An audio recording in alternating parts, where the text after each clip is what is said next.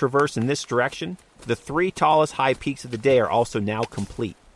And those mountains just happen to be the tallest, the 3rd tallest, and the 9th tallest peaks in the park. As we began our trek up and over Basin, down towards Saddleback, we were pretty anxious to get to the top of Saddleback because in our minds, that was a big mental checkpoint because it means the upper Great Range is complete, and we knew the lower Great Range would be smooth sailing. And of course, we told ourselves that we can never really let go emotionally or physically, let the steam out at any point in the day because since it's such a big day, we had to hike with that idea of this day will never end, we are hiking forever, ignore any pain, just keep walking. Which, as I've mentioned in the past episodes on this podcast, is a very effective mindset for when you're out on a big hike. It helps ease the pain you might be feeling. We also knew the descent off Basin towards Saddleback was probably the point in the hike that we both looked forward to the least, because it is a rough descent. It's only 0.6 miles down to the Col and a little over 600 feet of loss, but it's just one of those slow-going descents. Technical, constantly having to butt slide off of rocks, trying not to slip and slide down to avoid a hard fall, having to constantly look around and plan 3 or 4 steps in advance, that sort of thing. Continuing here as we make our way down Basin, slow and steady, grabbing roots, trying not to slip down the steep rocks, catching ourselves on the trees, butt sliding, the whole shebang. All the moves are coming out to play here on this slow, steep descent. Nice and muddy in some spots. So far, so good. Body feels good. Brain feels good. We're doing well. But we moved slowly and surely, a few slips and falls here and there, but nothing major, and it was actually less troublesome than I had remembered it being, so I was very pleasantly surprised by that. It's definitely a tougher part of the day, though, no question, but I probably made it out to be worse in my head than it actually was. We took our time, of course, no rush, a nice steady pace, and then we were walking on the last 0.1 miles to the Col as the Saddleback Cliffs got closer and closer. And once we made it to the Col and immediately started to go up, it was game time. We were off Basin and time to get ready to climb the Saddleback Cliffs. From the Col to the summit is 350 feet of gain over 0.2 miles, and a lot of that gain is from climbing up the cliffs, though, as well as the initial walk up the slabs to get to the base of the cliffs, which serves as a warm-up of sorts of what's to come. It is 9:52, and we have made it to the base of the Saddleback Cliffs. Time to do some rock climbing here. Follow the white blazes, and got my trekking poles away the best I can. And here we go. Holding on to some rocks. But I looked forward to this because I knew once we were off Basin, we'd be on the summit of Saddleback in about 10 minutes. Last time I climbed these cliffs, having no real knowledge of their existence, it took me by surprise and I was much more cautious. This time, however, I was certainly more confident climbing up the cliffs since I'd done them before, and I kind of knew what to expect. But overall, there's definitely some actual rock climbing moments to be done here. It's minimal, but, you are climbing, but you're definitely climbing. And I stand by my statement in the first Upper Great Range episode that I think climbing up them would be much easier and safer than going down them. Climbing another crack. But, people do climb down them all the time, too, so obviously it's possible, and people do it all the time. Though I do think going up would be easier. Oh, man, it is just so satisfying when you get that perfect crack to hold on to. And then after we made it up the cliffs of insanity, we finished walking the last 50 yards or so to the true summit, where we were greeted by 4 other hikers taking in the beautiful summit views at 9:58 a.m. Just under 12 miles into our hike, Saddleback Mountain, 4,515 feet elevation, the 4th high peak of the day and the last summit of the Upper Great Range. And there's the rock at the top. We are here. We have finished climbing the Saddleback Cliffs, live from Saddleback. Sun is shining, blue sky, green trees, no snow except for a little patch on Marcy. 9:58. We are 4 high peaks in here on the Great Range Traverse. Time for a little snack, and then we're going to continue and head over to the lower Great Range as I just roll my ankle on the rock. Oh, that was scary. That would have been really bad. Time to head over to the lower Great Range. The next checkpoint for Josh and I was getting on top of Gothics, because that meant we were officially on the lower Great Range, which we knew would be a much easier part of the day going from peak to peak. Mile to this mountain, mile to that mountain. Half a mile down, half a mile up. So we didn't stay long on Saddleback, which for me was a Snickers bar mountain, by the way, in case you're keeping track. So I ate a Snickers and slammed a goo, and after about 4 minutes we said goodbye to the upper Great Range, as Marcy and Haystack sat way in the distance now, and we were going even further away from them and heading to the other side over to Gothics, which from here looks very big and very, very steep. So we had that waiting for us. But the traverse continues onto the lower Great Range. The junction to go up to Gothics is only half a mile away from Saddleback and 500 feet of loss. Roughly half a mile and 500 feet of gain or loss between peaks and cols tends to be a trend here on the Great Range Traverse. But the climb down Saddleback is actually a nice, enjoyable descent in my opinion, because the terrain you're hiking on constantly changes, which keeps it interesting. Climbing down slabs, then on a dirt trail, then hopping on rocks, then on a dirt trail again, mixes it up well. And just like that, only, what time did we leave Saddleback, you think? It's 10:25. I think we left around 10:06 or so 15, 20 minutes. And now we are at the trail junction to go over to Gothics.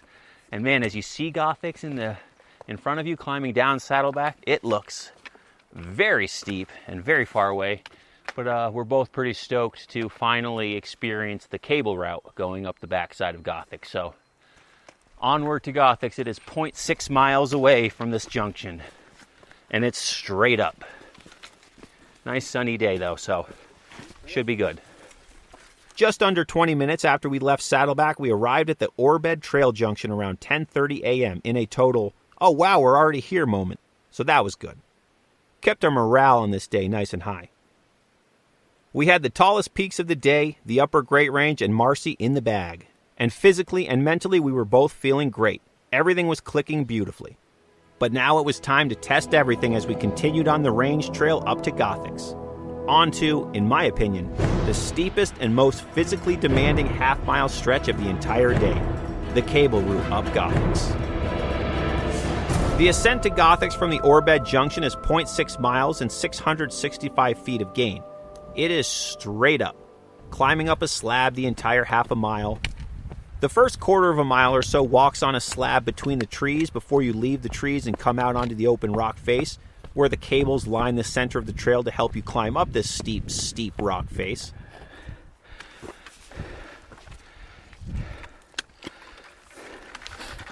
Well, once leaving that trail junction from Saddleback to Gothics, it is steep. Whew! Climbing a slab, and yeah, it is steep, as you may imagine. But we have now come to the cables, which, looking at it, doesn't really look like you necessarily need to use them, but we're definitely going to use them because we've known about this stretch of trail since high school and have never been able to do it. So it should be fun. And then, if it's faster without the cables, we'll just go without. But for now, we're going to use the cables. Climb up.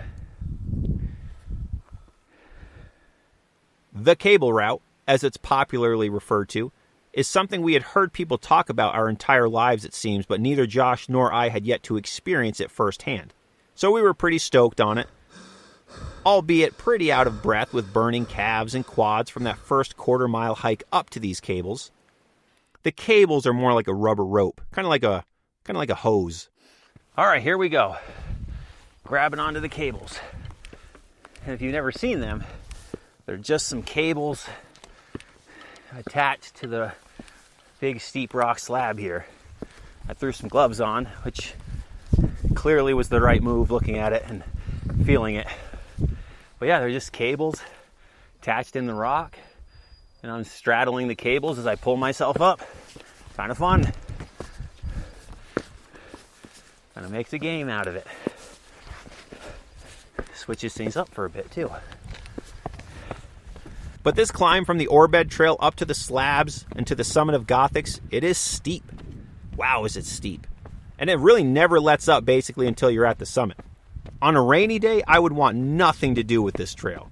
Today, however, was as dry as can be, thank God. At this point in the day, I ran into a person who's a fan of this very podcast. So a big shout out to Patrick B. Thanks for saying hello and listening to the podcast. I appreciate it. And after we finally finished the cable climb, we started making our way along the summit ridge above the trees with the Adirondack Park all around us, in every direction, looking as pristine as ever. And we walked on to the true summit of Gothics at 11:04 a.m. 9 hours and 45 minutes since signing in, high peak number 5 of 8 on the day, and the first of the lower Great Range as we stood on the 10th tallest mountain in the Adirondacks, 4,736 feet up in the clear blue sky. It is 11:04 and we made it to Gothics.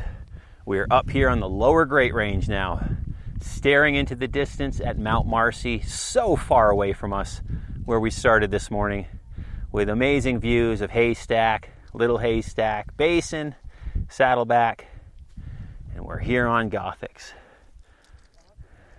And the weather is clear and quiet. We are 13 miles into our day and 9 hours and 40 minutes. We're going to have a quick snack, a little 10-minute break, and then on to Armstrong. The views from Gothics are without question a fan favorite for any High Peaks hiker. A large percentage of hikers will say Gothics is their favorite high peak, and you really can't blame them. It's a very memorable shape. It's called Gothics, which is obviously the coolest name in the High Peaks, and the views are outstanding along with its huge open rocky summit. This peak, however, was quite busy, as it often is, so we did not stay very long and we didn't even take off our backpacks. After about 5 minutes of admiring the upper Great Range and where we just hiked from, directly in front of us, along with Mount Marcy now way in the distance, it was time to keep moving along the Great Range as we hiked northeast towards Armstrong, only 0.9 miles away. It is 11:10 and it is time to begin the lower Great Range, leaving Gothics, heading to Armstrong, which should be a hop, skip, and a jump. It's a pretty quick hike over. A lot of people out on the trail today, though. Everyone's out enjoying the sunshine here on the 4th of July, and a happy Independence Day to all of you Americans listening to the podcast. There are a number of reasons Josh and I chose to tackle the Great Range Traverse from this direction. The main reason being that we wanted to start with a sunrise on Mount Marcy, and we'd also get the bigger peaks out of the way during the first half of the day. But another reason is once on Gothics, we're beginning to lose elevation on each remaining peak. The lower Great Range is a terrific hike, and I always recommend it to ADK hikers when they're looking to do their first big hike.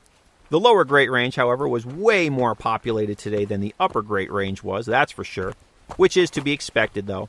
So as we left Gothics, we started passing people very consistently every few minutes for the remainder of the day.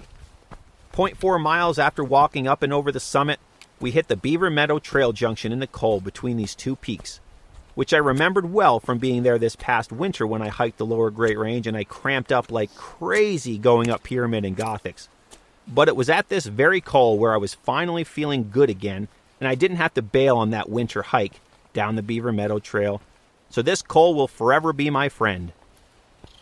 And once in the Col, it's a nice gradual half-mile climb to the summit of Armstrong, and only about 100 feet of gain during that mile, so, as you can imagine, not too strenuous. And we knew this was the case, which is why our confidence was high on not only completing this massive hike today, but crushing it. Because completing a hike is one thing, but completing it well is another thing. And that's what we were going for. And then in no time at all, at 11:45 a.m., we climbed up to the Armstrong Mountain Summit, or as I like to call it, the Armstrong Amphitheater. 4,400 feet elevation and high peak number 6 of 8. It is 11:45.